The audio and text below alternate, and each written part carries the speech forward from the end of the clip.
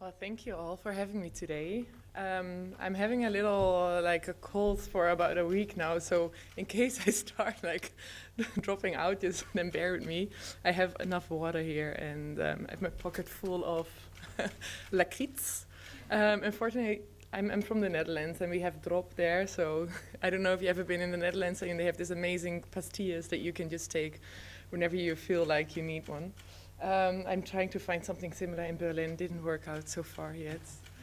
Yeah, I'm going to share with you. I thought, like, what do I want to share with you today that I also can tell you a lot about, that I have some experience in, and that also I hope will give you something new about Berlin. I don't know if any one of you is familiar with the concept of a project space, of independent artist-run art space. Is anyone familiar with it?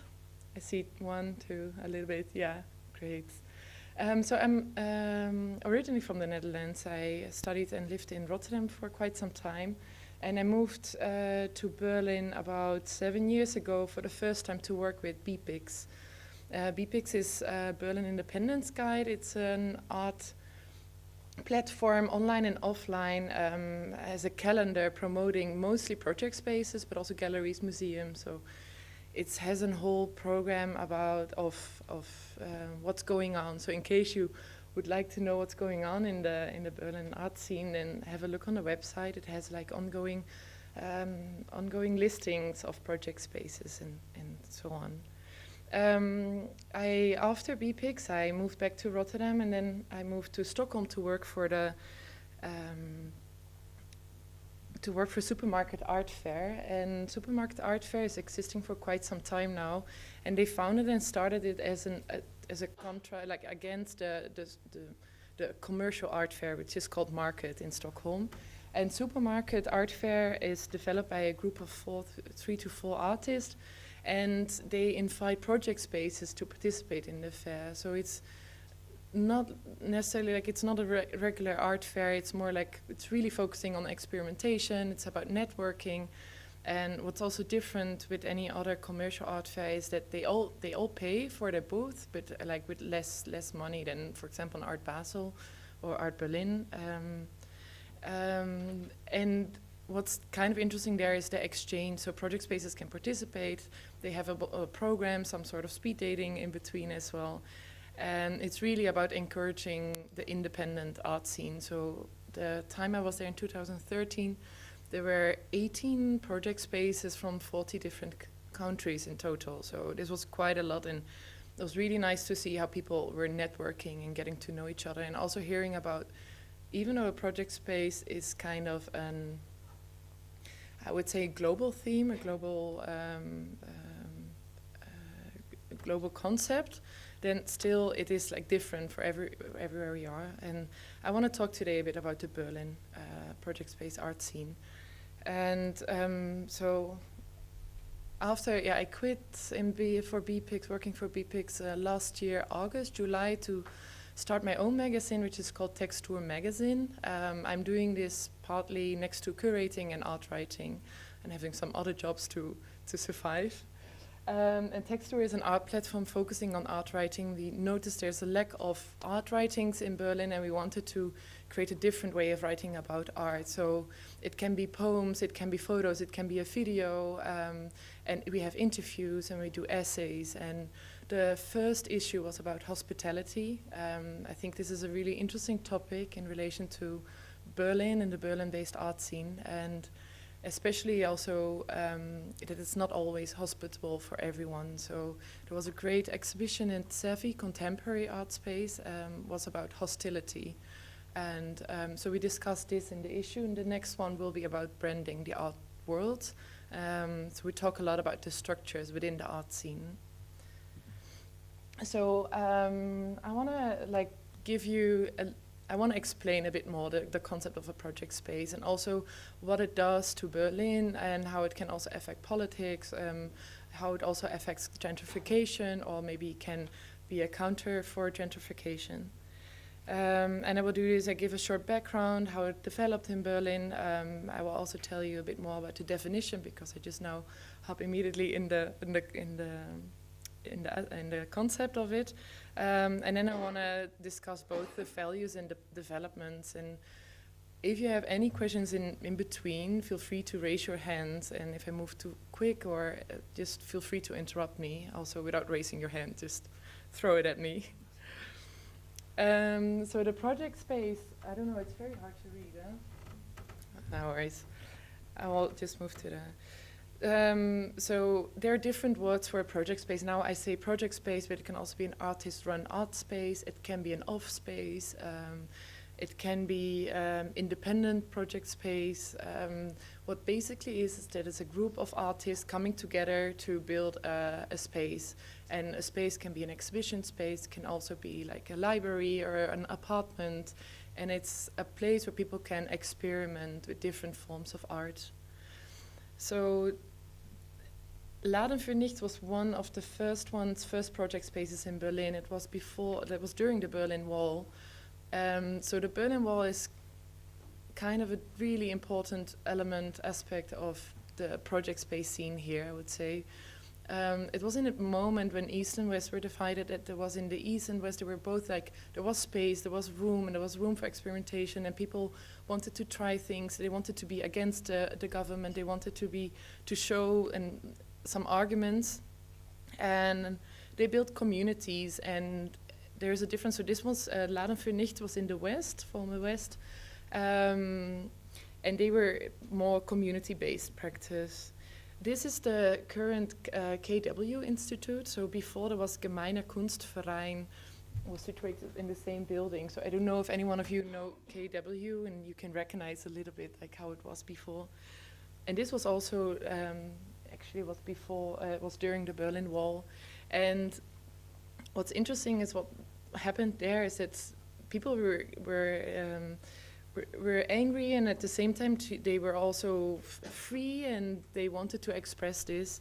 And another one is the Botschaft e.V., and this is a group of 13 people in total, and they were working with readings as well. They were based in the former East, and in the East it was actually a bit more easier to find space back then.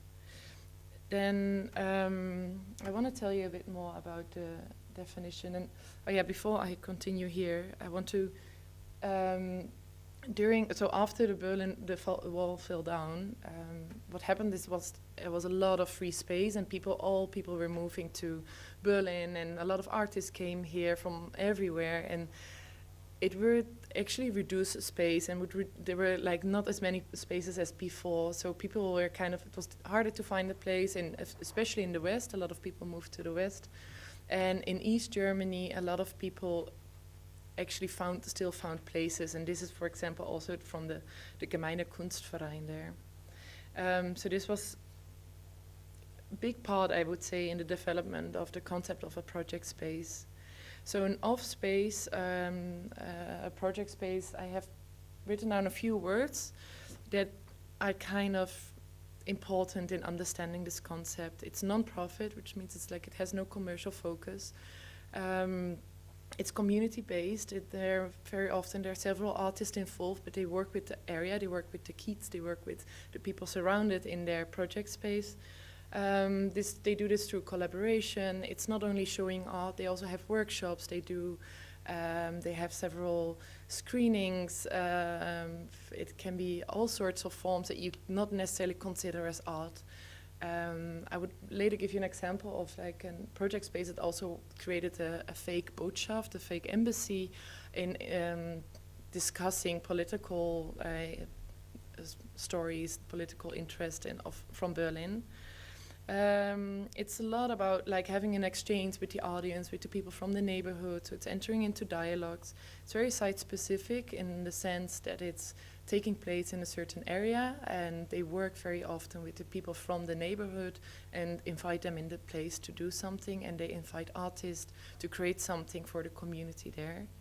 It's also about hosting, so the issue with Textur, we discussed hostility, I wanted to say, but hospitality, and that I think an important aspect of a project space is being a host. It's being a host for artists, where they can experiment, they can create something new, they can try out, they can meet other artists, they have a space to exhibit their works.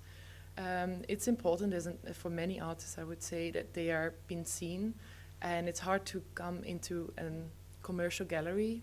You need to have your network, you need to be there, you need to be lucky in a way, and project spaces offer the opportunity for artists to come there without showing finished works. They can feel, they can make something that someone doesn't like, and they can try out what it means and what it does to exhibit your work, which I would say is a very important aspect of a project space, but also for the work of an artist. So, and networking is important more in the sense it's not networking with collectors, it's also not networking, it's not only with the community, it's also networking with other project spaces. There's less competition, I would say, especially with the supermarket, the Stockholm Independent Art Fair. There people don't even talk with the visitors necessarily. It's really about talking with the neighbor booth, the other project space, about what they're doing, what their way of working is, and how they can reach their audience, and how they can find different ways of exhibiting art. It's also very temporary, which is a good and a sad point. It makes a lot of, it has a big flux of art spaces in Berlin. So a total of 150 project spaces are based in Berlin, and they all work around between 10 to 20 exhibitions a year, which means around more than 750 exhibitions a year in project spaces take place. So this is a lot, actually, wherever with a gallery, for example, they have exhibitions for 3 months, for example. This co-authorship is also a big important element. They work together. Running a project space means that you have to work together with other artists in order to run it. So, for example, I want to open a space and I find 3 other artists. You need to collaborate with each other about what do we want, what kind of program do we want to show, and this can turn very often into fights as well. Very often spaces disappear and they don't work together, or they find new people, other people to be involved with. And it's very interdisciplinary, and I think this would be maybe more interest for you. It's also working not only with art, but also with education, also with politics. It's also working with science, and to have this freedom is really important. I'm going to show you also, can you actually see this? No, right? Not really. I have some images of project spaces, and I will explain them a little bit, and I will give you some examples of what they are and how they work. So there is a network of project spaces existing in Berlin. It's called the Network of Free Project Spaces and Initiatives. I would say this is one of the really important and valuable organizations, verein, that Berlin can have. They communicate between the Senate and the artists. So what they do, they have built this network of project spaces. They all work together in sharing their program, for example. And another thing they do, they have since a couple of years, is the Project Space Art Award.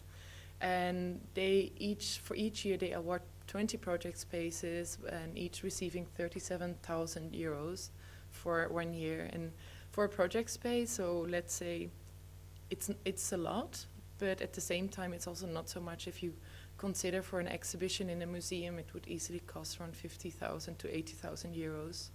So considering 37,000 to run a project space means mostly paying rent, material, and artist fee, for example, an artist honorarium, and most often doesn't even include a little honorarium for the artists who are organizing it. But it's really good that this is happening, and at the end of September there will be the next award, and it will also take place during Berlin Art Week. And this is also, they are collaborating with the Berlin Art Week, which means that they have a really broader visibility. So it's really good. In situ, for example, is a really interesting space. It's very tiny. Most project spaces are very tiny. It can be an apartment. It can be only a window display. In situ is also the organization behind the Project Space Festival, which takes place every August. For 1 month, they have 31 project spaces. Each have an opening every day. So it's really good. People would hop from one space to the other, and very often project spaces are quite hidden. So it's a good concept, I would say. Axel Obiger is one, for example. They received funding last year from the Senate. They exist since 2008, and it's also a group of artists, and they also question what it means to run a project space. And they made this fake Axel Obiger, this fictive name of a gallerist, and they play a lot with what does it mean in order to be a gallerist, and how can you work with artists. So there are some important values, and that I already a little bit introduced before. One is that it's really about unexpected meetings. So people who are organizing project spaces do not know in advance what's coming out of it. So if it's like this place, if it's this place where it's only, I would say, when it's really about this exchange, then I would say it's. Sorry, I'm now hearing that I have 5 minutes and now I'm not. So this is creating a valuable position for artists, where they don't have to think about selling their work, but more about showing it. So this room for experimentation is really important, and this dialogue, collaboration, and exchange. And another important part is counter-gentrification. It's very often there are spaces with old rent, so they only have like very few low rent. They have to pay, let's say, 200 to 300 euros each month. So this is very easy for people then to organize something. Sonntag is taking place in an apartment, and they invite one artist, and they can choose their own favorite cake, and based on this cake they will develop the exhibition. Another one is Non-Berlin. It's focusing on the Asia exchange between Germany. They do a lot of discourse. They have talks as well, and they talk a lot. They show artists from Korea, and as well showing artists from Germany. They will bring them to Korea. What I would say, there are some important aspects that are not so good. It's just through gentrification that art spaces have to leave, they have to close down, it's becoming too expensive. They very often have to fund themselves, so each artist is giving a little bit money, let's say 50 euros each month in order to help the program survive. It's very self-organized, but also very much about showing your own work. It's a lot of effort they have to put in. It's very independent, but at the same time it can also easily burn out because they are always busy and they always have to come up with a program. For example, I recently also started working with Lage Egal, a project space that was in Prenzlauer Berg before. Due to gentrification, had to move out. It moved to Lichtenberg, and also there they had to move out. And what happened is that it's now a place, which is funny because the name Lage Egal means also egal what kind of space it is. It is a nomad space now. So tomorrow they will have an exhibition at Villa Heike in Althöhenhausen, and he's just getting spaces, but even there it means a lot of time and money you have to put in. So I want to end with something like positive, saying that what an art space can do, what a project space can do.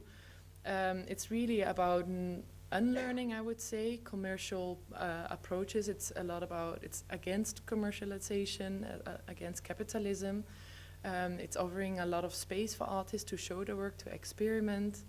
I would use the word transdisciplinary because it's not only about showing art, it's also using science, it's also using economy, politics.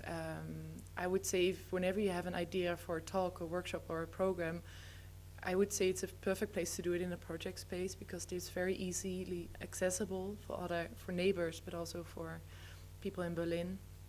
And I would say they are really being part of a change in the art culture. It makes sense that they do different ways of exhibiting art. You can learn a lot about how to perceive art, how to look at art. And another important aspect is the transcultural exchange. And especially with Supermarket Art Fair, I would say there it's a lot about bringing people from different cultures all together and then developing something new, a new format of what art can mean in today's society and what role the independent art scene can play.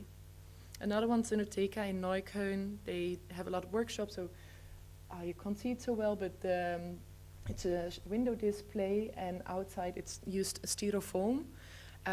It's a workshop there. You can work with styrofoam, and the artist there will help you developing your concepts and ideas.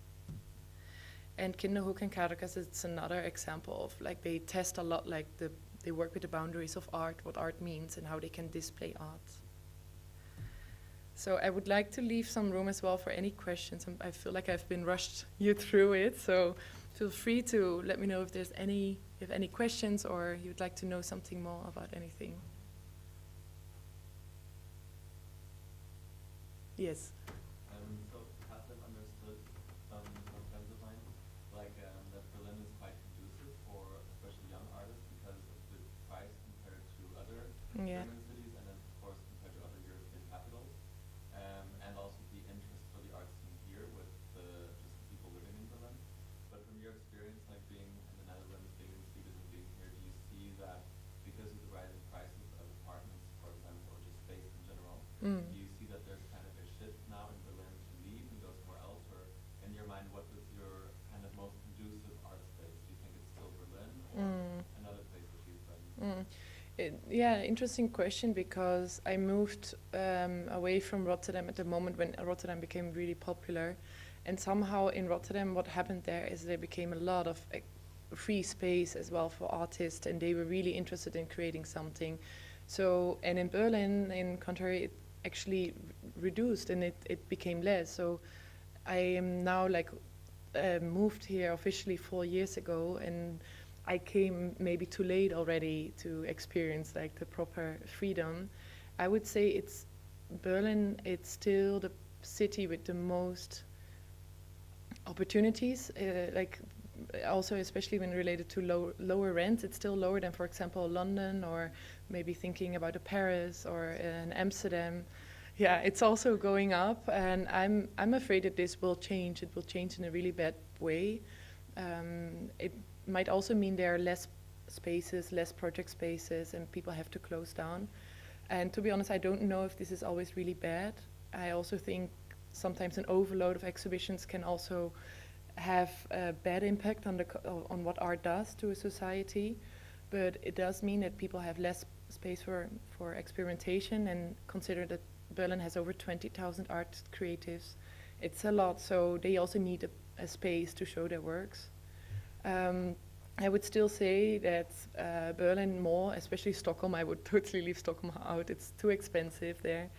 But Rotterdam now, I would say it's a really interesting place for art, especially for project spaces now. Yeah. Okay, then thank you. And